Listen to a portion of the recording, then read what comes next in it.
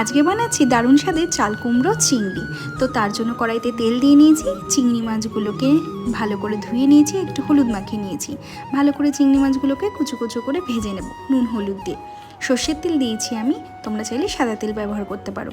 এর মধ্যে একটুখানি সাদা জিরে আর একটু টমেটো দিয়ে নিয়েছি, আর কাঁচা লঙ্কা দিয়ে নিয়েছি। টমেটোটা কিন্তু সম্পূর্ণ অপশনাল, তোমরা নাও দিতে পারো। আর এদিকে চাল কুমড়োটা কুচি কুচি করে কেটে রেখে দিয়েছিল আমার মা, আমি কাটতে পারি না। তো ভালো করে মিশিয়ে নিলাম, একটু নুন দিয়ে নিলাম আর একটু হলুদ দিয়ে নিলাম, যাতে ভালো করে এটা মজে যায়। তো আবার ঢাকা দিয়ে নিলাম, কারণ এইটা ঢাকা দিয়ে দিয়ে মজিয়ে নিতে হবে, মানে একদম দেখবে অনেকটা থেকে একটুখানি হয়ে আসবে। তো এটা কিন্তু আমার অলমোস্ট প্রায় হয়ে এসছে। খেতে কিন্তু গরম ভাতে দুর্দান্ত লাগে। আর দেখো কতটা জল ছেড়েছে, তো জল দেবার কিন্তু কোনো প্রয়োজন নেই, ঠিক আছে? তো এভাবেই হয়ে যাবে তোমাদের চাল কুমড়ো চিংড়ি। কেমন লাগলো জানিও।